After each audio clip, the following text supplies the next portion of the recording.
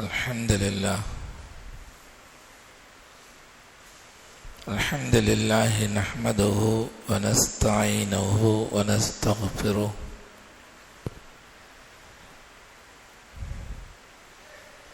ونؤمن به ونتوكل عليه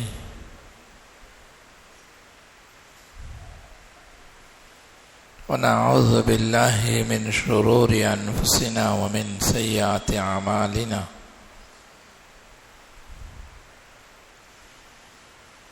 من يهده الله فلا مضل له ومن يضلله فلا هادي له ونشهد أن لا إله إلا الله ونشهد أن سيدنا ومولانا محمدا صلى الله عليه وسلم تسليما كثيرا أما بعد فأعوذ بالله من الشيطان الرجيم بسم الله الرحمن الرحيم وجعل بينكم مودة ورحمة قال النبي صلى الله عليه وسلم النكاح من سنتي أو كما قال عليه الصلاة والسلام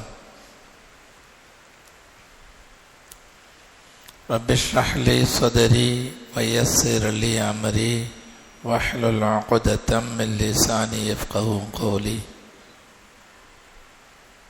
سبحانك لا علم لنا إلا ما علمتنا إنك أنت العليم الحكيم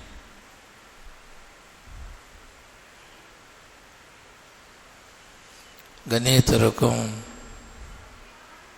மரியாதைக்கு மரித்தான அல்லாஹுவின் நல்லடியார்களே,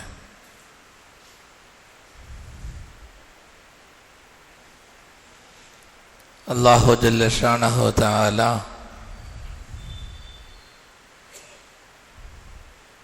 மனித இனத்தை ஆண் இனம் பெண் இனம் என்பதாக இரண்டு இனங்களாக படைத்து ஒவ்வொரு இனத்திற்கும் சில தேவைகளை அல்லாஹு ஜல்ல ஷானஹு தஆலா ஏற்படுத்தி இருக்கிறான். அந்த தேவைகளை நிறைவேற்றிக் கொள்வதற்காக வேண்டி மார்க்க ரீதியாக அனுமதிக்கப்பட்ட சில வழிமுறைகளையும் அல்லாஹ் இந்த மார்க்கத்திலே ஏற்படுத்தியிருக்கிறார். தாகம் எடுக்கும் பொழுது தண்ணீர் குடிப்பது மனிதனுடைய தேவை. பசிக்கும் பொழுது உணவு உண்பது மனிதனுடைய இயல்பு. அதுபோல ஒரு வயது வரும் பொழுது உடலுடைய தேவை என்கிற பொழுது அதற்காக மார்க்கம் சொல்லித்தரக்கூடிய ஒரு ஹலாலான முறை திருமணம் என்பது, நிக்காஹ் என்பது. இஸ்லாத்தை பொறுத்தவரை நிக்காஹ் என்பதை வரவேற்க தகுந்த ஒரு விஷயமாக, வணக்கமாக நம்முடைய மார்க்கம் இஸ்லாம் சொல்லி காண்பிக்கிறது. குர்ஆனிலும் திருமணம் புகழப்பட்டிருக்கிறது, வரவேற்கப்பட்டிருக்கிறது, வலியுறுத்தப்பட்டிருக்கிறது. பெருமானார் ஸல்லல்லாஹு அலைஹி வஸல்லம் அவர்களும் தங்களுடைய ஹதீஸிலே நிக்காஹ்வை மிக மிக அழுத்தமாக வலியுறுத்தி வரவேற்று புகழ்ந்தும் சொல்லியிருக்கிறார்கள். திருமணம் என்பதை அல்லாஹு ஜல்ல ஷானஹு தஆலா தன்னுடைய வல்லமையினுடைய ஒரு வெளிப்பாடாக திருக்குர்ஆனிலே அல்லாஹ் சொல்லி காண்பிக்கிறான். وَمِنْ آيَاتِهِ أَنْ خَلَقَ لَكُم مِّنْ أَنفُسِكُمْ أَزْوَاجًا لِتَسْكُنُوا إِلَيْهَا وَجَعَلَ بَيْنَكُم مَّوَدَّةً وَرَحْمَةً.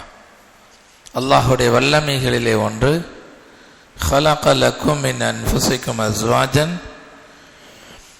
ஆண்களாகிய உங்களிலிருந்து ஜோடிகளை அல்லாஹ் ஏற்படுத்தியது.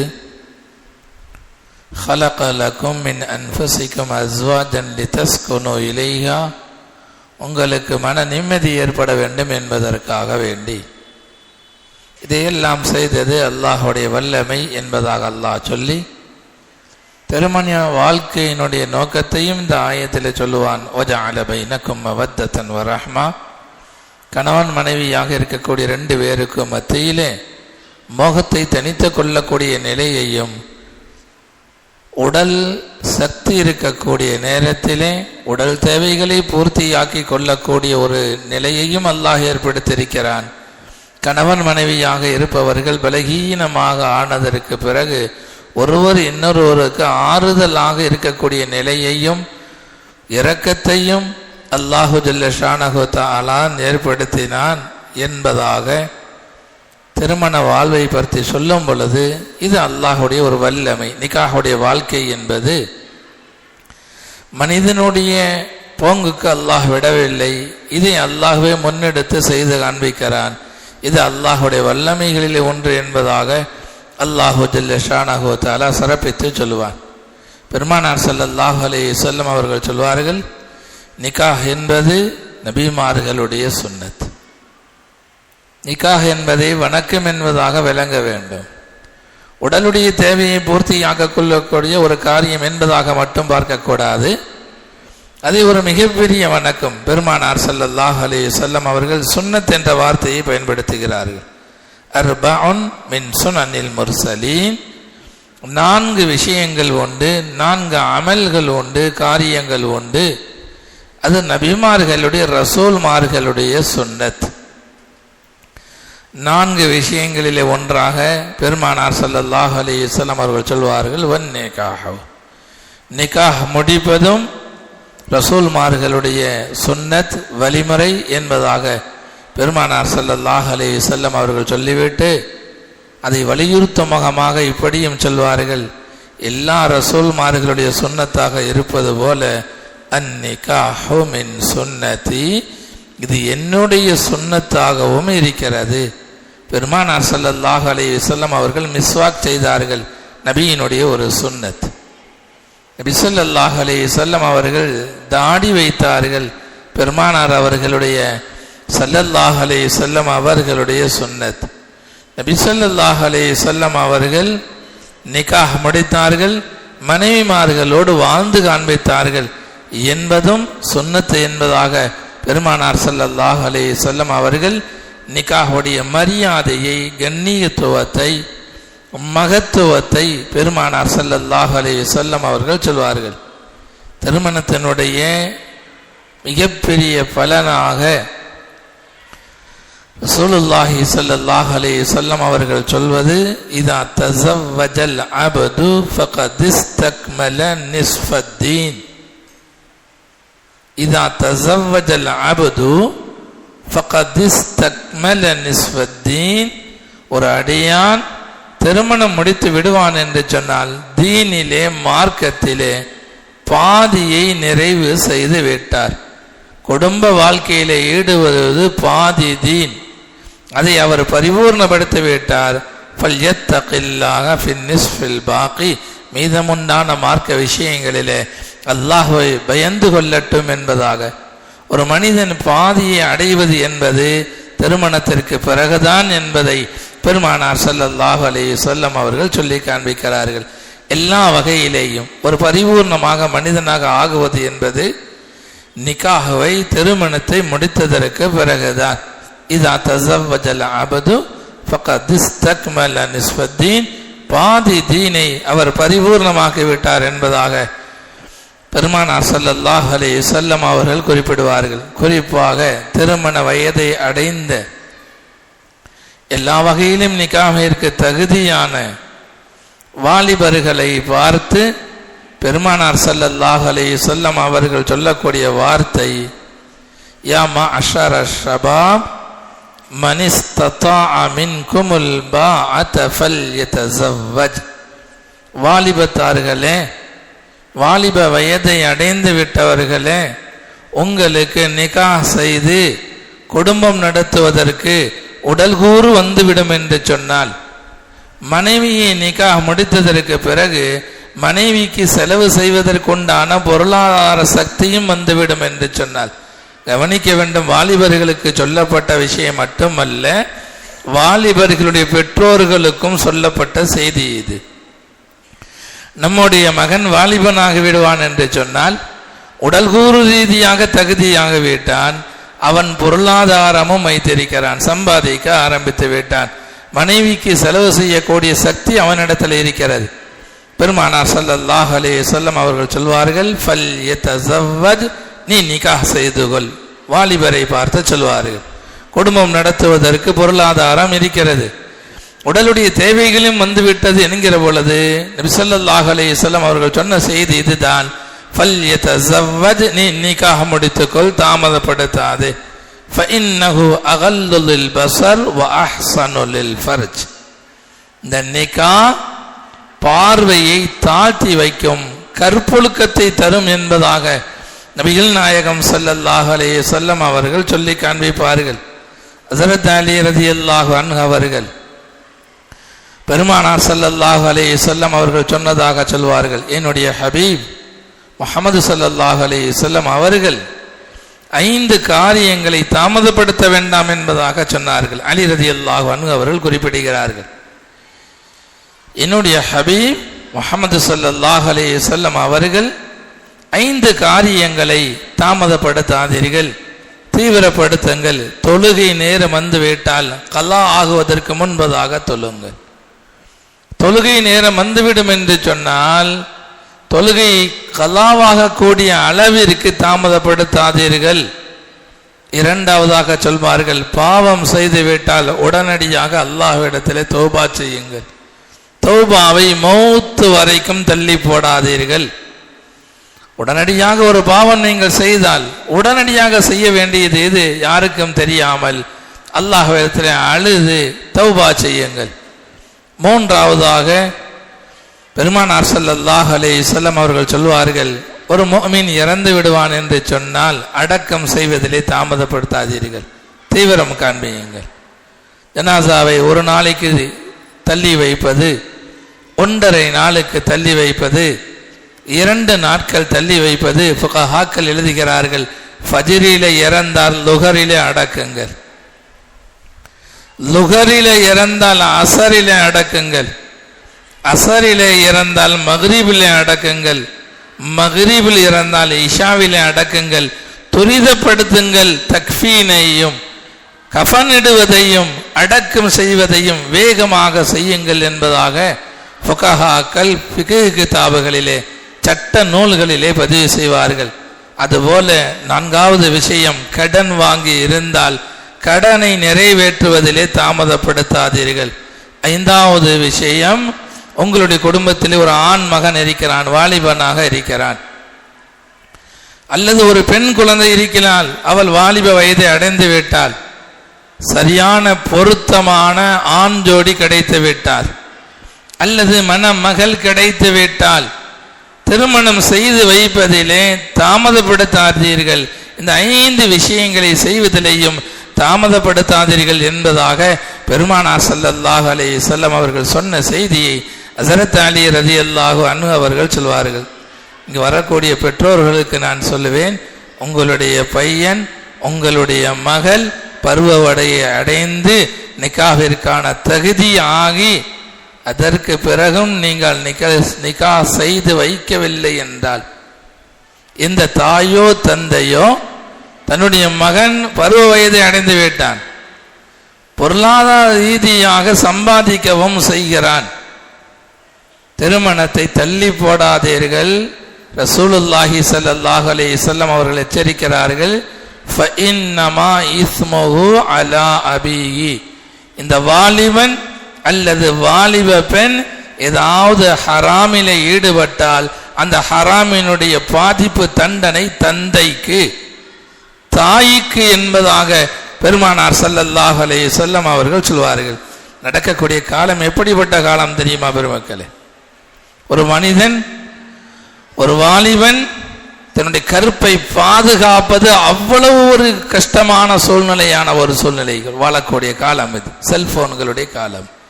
அந்நிய பெண்கள், வாலிப பெண்கள் முறையற்ற உடைகள் உடுத்தக்கூடிய காலம் இது. ஜினா பெருத்து போன ஒரு காலம் இது. பார்வையை அடக்க முடியாத ஒரு காலம் இது. பெருமானார் ஸல்லல்லாஹு அலைஹி வஸல்லம் அவர்கள் எச்சரிக்கிறார்கள், வெறுமனே பெத்து போட்டால் மட்டும் பத்தாது, உங்களுடைய பிள்ளைகளின் உணர்வுகளை கண்காணியுங்கள். அது ஆண் மகனாக இருந்தாலும் சரி, பெண் மகனாக இருந்தாலும் சரி, அவனுடைய உணர்வுகளை கவனியுங்கள். அளவுக்கு மீறி வயது கடந்து போகும் பொழுது நடக்கக்கூடிய ஒரு நிகழ்வு, காதுக்கு வரக்கூடிய ஒரு நிகழ்வு, ஒரு வாலிபன் காலேஜிலே படித்து கொண்டிருக்கிறான். என்னிடத்திலேயே வந்து முறையிடுகிறான். நான் படிக்கக்கூடிய காலேஜ் கோயெடு உள்ள காலேஜ், பெண்களும் சேர்ந்து படிக்கக்கூடிய காலேஜ்.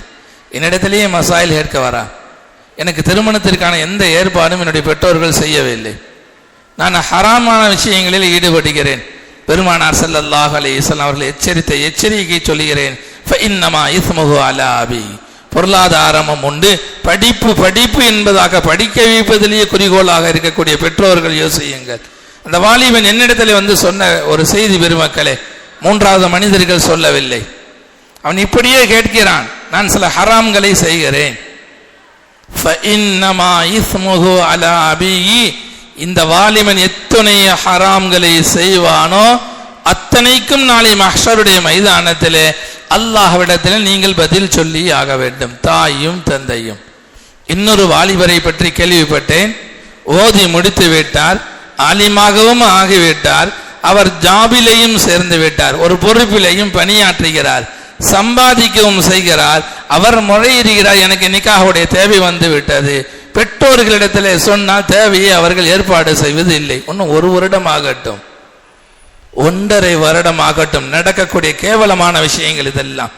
ஷரியத்தில் நீங்கள் கோணலை பார்க்க முனைவீர்கள் என்று சொன்னால் குடும்பமானம் பறிபோகும், ஒரு ஆணுடைய கருப்பு பறிபோகும், ஒரு பெண்ணுடைய கருப்பு பறிபோகும். பெருமானார் ஸல்லல்லாஹு அலைஹி வஸல்லம் அவர்கள் எச்சரிக்கிறார்கள், ஃபஇன்னமா இஸ்முஹு அலா அபி. இந்த பாவத்துடைய விபரீதம், தண்டனை எல்லாம் தாய்க்கும் தந்தைக்கும் தான். நிறைய சம்பாதிக்கட்டும், பொருளாதாரம் உள்ளவர்கள் திருமணத்தை தாமதப்படுத்துகிறார்கள். மகன் சம்பாதிக்கும் ஆரம்பித்து விட்டான், எந்த காரணமும் இல்லை, இருந்தாலும் திருமணத்தை தாமதப்படுத்துகிறார்கள். விளங்கிக் கொள்ளுங்கள், என்ன என்ன ஹராமை எல்லாம் செய்வானோ அத்தனுடைய தண்டனையும் தாய்க்கும் தந்தைக்கும் என்பதாக பெருமானார் ஸல்லல்லாஹு அலைஹி வஸல்லம் அவர்கள் நிக்காஹ் குறித்து எச்சரிப்பார்கள். எப்படி தாகம் எடுத்தால் தண்ணீர் குடிப்பது மட்டும்தான் தீர்வோ, பசிக்கும் என்று சொன்னால் உண்பது மட்டும்தான் தீர்வோ, உடலுடைய தேவை என்கிற பொழுது அந்த உடலுக்கான தேவையை பூர்த்தியாக்குவது மட்டும்தான் அதற்கு பெயர் தான் இஸ்லாத்திலே நிக்கா. இதை எந்த தாயும் தந்தையும் செய்ய தவறுவார்களோ மகன் ஹராமிலே ஈடுபடுவான், மகள் ஹராமிலே ஈடுபடுவாள். அத்தனைக்கும் பொறுப்பு தாயும் தந்தையும் என்பதை பெருமானார் ஸல்லல்லாஹு அலைஹி வஸல்லம் அவர்கள் கூறுவார்கள். நிக்காகை இதை விட வேறு யாரும் இவ்வளவு தூரம் விளக்கமாக சொல்ல முடியாது. குர்ஆனை விட, அல்லாஹ்வை விட, ஹதீஸை விட, பெருமானார் அவர்களை விட, ஸல்லல்லாஹு அலைஹி வஸல்லம் அவர்களை விட இவ்வளவு தூரம் வலியுறுத்தி யாரும் சொல்ல முடியாது. குடும்ப மானத்தை பாதுகாக்க வேண்டும் என்பதாக நினைப்பவர்கள் இந்த இஸ்லாத்துடைய போதனைகளை விளக்கத்திலே எடுத்துக்கொள்ளுங்கள். நிக்காஹ் சம்பந்தமாக பல்வேறு போதனைகள். ஒரு திருமண வீடு என்கிற பொழுது முதலாவதாக நாம் செய்யக்கூடிய காரியம் என்ன தெரியுமா? ஊரிலே என்ன நடைமுறை என்பதாக பார்க்கிறோம். அந்த நடைமுறையை எவ்வளவு தூரம் மார்க்கத்திற்கு முரணாக இருந்தாலும் சரி, அது எவ்வளவு தூரம் செய்ய முடியுமோ, ஷரியத்தோடு மோதினாலும் சரி, அல்லாஹ்வோடு மோதினாலும் சரி, அல்லாஹுடைய ரசூலோடு மோதுதல் ஏற்பட்டாலும் சரி, ஊருடைய வளமை தான் செய்வோம் என்பதாக நினைத்து கொண்டிருக்கிறோம். திருமணம் என்று வரும் பொழுது திருமணம் குறித்து பல்வேறு உபதேசங்கள் வெளிக்காட்டுதல்கள். பெண்ணை பார்க்க ஆரம்பிக்கிறீர்களா உங்களுடைய குடும்பத்து மகனுக்கு, அல்லது மகளுக்கு ஒரு மணமகனை பார்க்க ஆரம்பிக்கிறீர்களா, அங்கிருந்தே இஸ்லாத்துடைய வழிகாட்டுதல்கள் ஆரம்பமாகிறது. பெருமானார் ஸல்லல்லாஹு அலைஹி வஸல்லம் அவர்கள் சொல்வார்கள், ஒரு குடும்பத்தார் தன்னுடைய மகனுக்கு வேறு வீட்டிலே பெண் பார்க்க ஆரம்பிக்கிறார். இவர் பெண் பார்க்க ஆரம்பிக்கிறார் என்ற செய்தி கிடைத்தால் அந்த வீட்டுக்காரர் போய் அந்த வீட்டிலே பெண் கேட்கக்கூடாது, மணமகன் கேட்கக்கூடாது. 2 வீட்டாரிலே ஒரு வீட்டார், அடுத்த வீட்டிலே பெண் இருக்கிறது, பெண்ணுக்கான தூதுகளை அனுப்புகிறார்கள், பெண் பார்க்க ஆரம்பிக்கிறார்கள். 3வது ஒரு குடும்பத்தார் வரக்கூடாது என்பதுதான் ஷரியத்துடைய சட்டம். இதாக லா யக்துபுர் ரஜுலு அலா ஹித்பதி அஹிஹி ஹத்தா யன்கிஹ அவ் யத்ருக. உங்களுடைய காதுக்கு இன்னார் இந்த வீட்டிலே பெண் பார்க்கிறார் என்பதாக தகவல் கிடைத்து விட்டால், அல்லது மணமகனை பார்க்கிறார் என்பதாக தகவல் கிடைத்து விட்டால், உங்களுக்கு 2 விஷயத்தில் ஏதாவது ஒன்று காதுக்கு வர வேண்டும். இவர் நிக்கா செய்து விட்டார், உறுதி பேசிவிட்டார் என்பதாக, அல்லது அவர்கள் பேசுவதை விட்டு விட்டார்கள் வேண்டாம் என்பதாக. இப்பொழுதுதான் 3வது நபர் வர முடியுமே தவிர பேசிக்கொண்டிருக்கும் பொழுது வரக்கூடாது என்பது மார்க்கம் சொல்லித்தரக்கூடிய நாகரிகமான பண்பாடு, கண்ணியமான பண்பாடு. இதற்கு மாற்றமாக ஒருவன் செயல்பட்டால் அநாகரிகமான மனிதன், நாகரிகம் இல்லாத மனிதன் இவன். அதுபோல நிக்காஹுடைய விஷயத்திலே அல்லாஹ் மன்னிக்க வேண்டும், எங்கு திரும்பினாலும் ஒரு காலம் இருந்தது, நிக்காஹ் முடித்தால் அந்த பெண்மணி மணமகள் கருத்தரித்திருக்கிறாளா என்ற செய்தியைத்தான் எல்லோரும் கேட்போம். அந்த பெண் குழந்தை உற்றுவிட்டால், மாசமாக ஆகிவிட்டால் என்ற செய்தி தான் குடும்பத்தாருக்கு கிடைக்கும். இந்த எங்கு திரும்பினாலும் 10 நாள் தான் ஆனது மனமுறிவுகள், 1 மாசம்தான் நிக்காக ஆகி கசகசப்பாம் என்பதாக சொல்கிறார்கள். 2 குடும்பத்துக்கு மத்தியிலே பிரச்சனை என்பதாக பேசிக்கொள்கிறார்கள். எங்கு திரும்பினாலும் தலாக்கு குறித்த வார்த்தை தான், விவாகரத்து குறித்த வார்த்தை தான். என்ன தெரியுமா? உலகத்தை முன்வைத்து, உலகத்தினுடைய ஆதாயத்தை முன்வைத்து மணமகனை தேர்வு செய்கிறீர்கள், உலகத்தினுடைய ஆதாயத்தை முன்வைத்து மணமகளை தேர்வு செய்கிறீர்கள். பெருமானார் ஸல்லல்லாஹு அலைஹி வஸல்லம் அவர்கள் இங்கும் சொல்லி தருகிறார்கள், ஒரு மணமகனை தேர்வு செய்வதாக இருந்தால், ஒரு மணமகளை தேர்வு செய்வதாக இருந்தால் என்ன செய்ய வேண்டும் தெரியுமா? துன்கஹுல் மர்அத்து லி அர்பஇன் லி மாலிஹா வலி ஹஸ்பிஹா வலி ஜமாலிஹா வலி தீனிஹா. 4 காரியங்களுக்காக வேண்டி ஒரு மணமகனை பார்ப்பார்கள் அல்லது மணமகளை பார்ப்பார்கள். அந்த மணமகள் நல்ல செல்வந்த குடும்பம், பணக்கார குடும்பம் என்பதற்காக வேண்டி சில உலக ரீதியாக மணமகளை பார்ப்பது உண்டு. நல்ல வம்சத்தை சார்ந்தவன் என்பதற்காக வேண்டி நிக்காஹ் முடிப்பது உண்டு. ஒரு பெண் அழகானவள் என்பதற்காக வேண்டி நிக்காஹ் முடிப்பது உண்டு. சில நேரங்களிலே நல்ல தக்குவா உள்ளவள்கள், மார்க்கமுள்ளவள், இறையச்சமுள்ளவள் என்பதற்காக வேண்டியும் நிக்காஹ் முடிப்பார்கள். 4 காரணங்களை சொல்லிவிட்டு பெருமானார் ஸல்லல்லாஹு அலைஹி வஸல்லம் அவர்கள் சொல்வார்கள், நிக்காஹ் வெற்றி அடைய வேண்டும் என்று சொன்னார். 2 குடும்பத்தார்களும் நிக்காஹுடைய பந்தத்திலே வெற்றி அடைய வேண்டும் என்று சொன்னால், ஃபல் ஃபர் பிஸாத்தி தீன், மார்க்கமுடையவளை மனைவியாக தேர்வு செய்வதன் மூலமாக வெற்றி அடைந்து கொள். ஒரு தாயும் தந்தையும் தன்னுடைய மகனுக்கு தீன் உள்ளவள் என்ற அடிப்படையில் நிக்காஹ் செய்து வைத்தால் வெற்றி அடைவார்கள். ஒரு தாயும் தந்தையும் தன்னுடைய மணமகளுக்கு, மணப்பெண்ணுக்கு இவன் தீன் உள்ளவன், தக்வா உள்ளவன், தொழுகை உள்ளவன், தாடி உள்ளவன், சுன்னத்து உள்ளவன், ஷரியத்து உள்ளவன் என்பதை முன்வைத்து நிக்காஹ் முடித்து வைப்பார்கள் என்று சொன்னால் இந்த திருமணம் நிச்சயமாக வெற்றி அடையும். ஃபல் ஃபர் பிஸாத்தி தீன், மார்க்கமுடையவளை கொண்டு நீங்கள் நிக்காஹ் செய்து வையுங்கள், வெற்றி அடைந்து கொள்ளுங்கள். ஒரே ஒரு நிகழ்வை சொல்கிறேன். முன்னோர்கள் எப்படி நிக்காஹ் செய்தார்கள்? முன்னோர்கள் காசை பார்த்தார்களா? அழகை மட்டும் பார்த்தார்களா? பணத்தை மட்டும் பார்த்தார்களா? இல்லை பெருமக்களே, அவர்கள் பார்த்தது ஒன்னே ஒன்றுதான். அந்த தம்பதிகள் பல்லாண்டு காலமாக சிறப்பாக வாழ்ந்தார்கள். ஒரு நிகழ்வு ஒன்று கிதாபிலே உண்மை நிகழ்வு. அப்துல்லாஹ் இப்னு முபாரக் ரலியல்லாஹு அன்ஹு அவர்கள், அப்துல்லாஹ் இப்னு முபாரக் ரஹ்மத்துல்லாஹி அலைஹி அவர்கள் இமாம் புகாரியுடைய உஸ்தாத். இவருடைய தந்தை முபாரக் அவர்கள் ஒரு தோட்டத்திலே வேலை செய்கிறார்கள், தோட்டக்காரனாக ஒரு முதலாளி இடத்திலே வேலை செய்கிறார்கள். முதலாளி அவர்கள் சொன்னார்கள், அந்த தோட்டத்திலே இந்த இடத்திலே திராட்சை இருக்கிறது, அந்த திராட்சையை பறித்து வாருங்கள், சாறு கொண்டு வாருங்கள் என்பதாக சொல்கிறார். முபாரக் ரஹ்மத்துல்லாஹி அலைஹி அவர்கள் ஒரு இடத்துக்கு, முதலாளி சொன்ன இடத்திலிருந்து திராட்சையை பறிக்கிறார்கள். பறித்து அதை ஜூஸாக பழச்சாறாக ஆக்கி கொண்டு வந்து கொடுக்கிறார்கள். முதலாளி கொடுத்து பார்க்கிறார், புளிப்பாக இருக்கிறது. கடுமையாக திட்டுகிறார். இத்துணை ஆண்டுகள் என்னுடைய தோட்டத்தில் வேலை பார்க்கிறாய், எந்த பழம் இனிக்கும் எந்த பழம் புளிக்கும் என்பது கூட உனக்கு தெரியாதா? முபாரக் ரஹ்மத்துல்லாஹி அலைஹி அவர்கள் சொன்னார்கள், முதலாளி அவர்களே, இந்த தோட்டத்திற்கு நீர் பாய்ச்சுவதற்குத்தான் எனக்கு உரிமை உண்டு.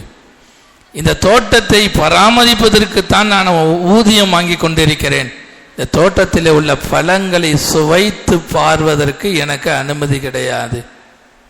ஒரே வார்த்தை தான் சொன்னார்கள், பராமரிப்பதற்குத்தான் எனக்கு அனுமதி உண்டு, இந்த பழங்களை வாயிலே வைப்பதற்கு எனக்கு அனுமதி கிடையாது என்பதாக சொன்ன பொழுது அந்த முதலாளி யோசித்தார், என்னுடைய மகளுக்கு தகுதியான மருமகன் இவர் தான். இவரிடத்தில் தக்குவா இருக்கிறது, அல்லாஹுடைய பயம் இருக்கிறது. தன்னுடைய தோட்டத்துடைய முதலாளி தன்னுடைய வேலைக்காரனுக்கு பொன் கொடுக்கிறார். நாமளும் கொடுப்போம். எத்தனையோ சம்பவங்கள் நடந்திருக்கிறது. தன்னிடத்திலே வேலை பார்த்தவனுக்கு பொண்ணு கொடுத்திருக்கிறார்கள். என்ன காரணம் தெரியுமா? சொத்து இருக்கும் என்பதற்காக வேண்டி, பணம் இருக்கும் என்பதற்காக வேண்டி. முபாரக் அவர்களுடைய முதலாளி எதற்காக பொண்ணு கொடுத்தார் தெரியுமா? முபாரக் அவர்களிடத்திலே தக்குவா இருக்கிறது, இறையச்சம் இருக்கிறது.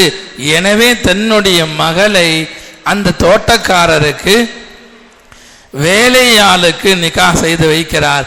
அவருக்கு பிறந்தவர்கள் தான் அப்துல்லாஹ் இப்னு முபாரக் ரஹ்மத்துல்லாஹி அலைஹி. புகாரி இமாமுடைய உஸ்தாதை பெற்றெடுக்கக்கூடிய பாக்கியத்தை அந்த தம்பதிகள் பெறுகிறார்கள் என்று சொன்னால், நம்முடைய குடும்பத்து மணமகன், மகன், மருமகள் எந்த விதமான விவாகரத்தும் இல்லாமல் பரக்கத்தாக வாழ வேண்டும் என்று சொன்னால், எல்லா திருமணத்தினுடைய அத்துணை அம்சங்களிலேயும் ஷரீஅத்தை முன்வையுங்கள். பெண் பார்க்க ஆரம்பிப்பதில் இருந்து, மணமகனை பார்க்க ஆரம்பிப்பதில் இருந்து, நிகாஹுடைய விருந்தோம்பல் வரைக்கும் சொல்கிறேன், எல்லா இடங்களிலேயும் ஷரீஅத், ஷரீஅத் என்பது அல்லாஹ் சொன்னது, அல்லாஹுடைய ரசூல் சொன்னது. இதை முன்வைத்து உங்களுடைய குடும்பத்து திருமணத்தை நீங்கள் நடத்துவீர்கள் என்று சொன்னால், நிச்சயமாக அடித்து சொல்கிறேன் பெருமக்களே, தலாக்காகாது. சாலிகான பிள்ளைகளை பெற்றெடுக்கக்கூடிய நல்ல தம்பதிகளாக இவர்கள் வாழ்வார்கள். பல்லாண்டு காலம் பரக்கத்தோடும் ரஹ்மத்தோடும். எந்த துஆவை வெறுமனே ஒரு சடங்குக்காக வேண்டி நாம் செய்கிறோம், பாரக்கல்லாஹு லக்குமா பாரக்க அலைக்குமா, கல்யாணத்திலே அத்துணை அனாச்சாரத்தையும் செய்துவிட்டு, வீடியோ, பர்தா இல்லாத நிலை, ஹராமான உணவு பரிமாற்றங்கள் எல்லாவற்றையும் செய்துவிட்டு நிக்காஹுடைய மஜ்லிஸ்ல வந்து வெறுமனே இந்த துஆ எடுபடாது, பாரக்கல்லாஹு லக்குமா வ பாரக்க அலைக்குமா. எப்பொழுது இந்த துஆ எடுபடும்? நீங்கள் பெண்ணை பார்க்க ஆரம்பித்ததிலிருந்து, மணமகனை தேர்வு செய்ய ஆரம்பித்ததிலிருந்து, நிக்காஹுடைய பேச்சு ஆரம்பிப்பதில் இருந்து நிக்காஹை முடிக்கும் வரைக்கும் எல்லா இடங்களிலேயும் அல்லாஹ், அல்லாஹுடைய ரசூல் என்ன சொன்னார்கள் என்பதை நீங்கள் செய்வீர்கள் என்று சொன்னால், இன்ஷா அல்லாஹ் நிக்காஹ் வெற்றி அடைந்ததாக ஆகிவிடும். இன்னும் பல்வேறு விஷயங்கள் நேரமாகிவிட்டதால் சொல்ல முடியவில்லை. கடைசியாக ஒரு செய்தியை சொல்கிறேன். இந்த ஊர் மக்களுக்கு, முஸ்லிம்களுக்கு மறுவீடு என்பது மார்க்கம் சொல்லிக் கொடுத்த உணவல்ல. மறுவீடு என்பது மார்க்கம் சொல்லிக் கொடுத்தது அல்ல பெருமக்களே. பெண் வீட்டாரிடமிருந்து அநாகரிகமாக, அநியாயமாக சொல்லாமல் நீ போட்டுத்தான் ஆக வேண்டும் என்ற அடிப்படையில் வாங்கக்கூடிய உணவு தான், விருந்தோம்பல் தான் மறுவூடு என்பது. மறுவூடு மார்க்கம் சொல்லித்தரவில்லை, வேறு வழியில்லை என்பதற்காக வேண்டி பெண் வீட்டார்கள் கொடுக்கிறார்கள். பெருமானார் ஸல்லல்லாஹு அலைஹி வஸல்லம் அவர்கள் சொல்வார்கள், லா யஹில்லு மாலு இம்ரஇன் இல்லா பி தீபி நஃப்ஸிஹி. ஒரு மனிதருடைய பொருள் எப்பொழுது ஹலாலாகும் என்று சொன்னால், அவர் மனம் உவந்து கொடுத்தால் மட்டும்தான், சந்தோஷமாக கொடுத்தால் மட்டும்தான். எந்த பெண்ணுடைய வீட்டாரும் சந்தோஷமாக கொடுப்பதல்ல. மணவீட்டாரை, மணமகனுடைய வீட்டாரை பயந்து பயந்து செய்கிறார்கள். ஒரு திருமண செலவிலே பெரிய செலவு மறுவூட்டுக்காக வேண்டி ஆகிறது. இந்த உணவு மார்க்க அடிப்படையிலே ஆகுமாக்கப்பட்டதல்ல, மணமகனுடைய வீட்டார் போய் சாப்பிடுவது அல்லாஹ் ரசூலுடைய பரக்கத்தை தராது, அநீதமான உணவு என்பதை விளங்கிக் கொள்ளுங்கள். ஒட்டுமொத்த சமுதாயமும் பெண் வீட்டாருக்கு நீங்கள் கடமையாக ஆக்கியிருக்கிறீர்கள் இந்த உணவை. இதை சாப்பிடுவது ரஹமத்தல்ல, பரக்கத்தல்ல, லஅனத் என்பதாக நான் சொல்கிறேன். அல்லாஹும் ரசூலும் இதற்கு அனுமதிக்கவில்லை. பெண் வீட்டார்கள் மன கஷ்டத்தோடு தான் கொடுக்கிறார்கள். மறு வீட்டினால் வந்த பிரச்சனைகள், பல்வேறு பிரச்சனைகள், பல்வேறு செலவுகள், பொருளாதார சக்தி இல்லாமல் செலவு செய்கிறார்கள். எல்லாம் நடக்கிறது. பெருமக்களே, திருமணத்தை, இது இஸ்லாமிய ஊர், எல்லா வகையிலும் முன்மாதிரியாக நடந்து கொள்ளுங்கள். நிக்காவையும் முன்மாதிரியான இந்த ஊரிலே நடக்கக்கூடிய நிக்கா இஸ்லாமிய அடிப்படையில் தான் நடக்கும், இஸ்லாத்திற்கு மாற்றமாக நடக்காது என்பதை இந்த ஊருக்கல்ல உலகத்துக்கு நீங்கள் அறிமுகப்படுத்துங்கள், காண்பித்துக் கொடுங்கள். வல்ல அல்லாஹ் இந்த ஊர் மக்களை அல்லாஹ் ரசூலுடைய சட்டத்திற்கு அடிபணிந்து எல்லா வகையிலும் கட்டுப்படுத்த நடக்கக்கூடிய நல்ல ஒரு முன்மாதிரியான ஊர் மக்களாக அல்லாஹு ஜல்ல ஷானஹு தஆலா நம் அனைவரையும் ஆக்கி அருள் புரிவானாக. வஆகிரு தஅவானா அனில் ஹம்துலில்லாஹி ரப்பில் ஆலமீன். கண்ணியத்திற்குரியவர்களே, திருப்பூரிலிருந்து ஒரு சிரமமான மொஹல்லாவிலிருந்து பள்ளிவாசலுக்காக வேண்டியும் கபரஸ்தானுக்காக வேண்டியும் தேவை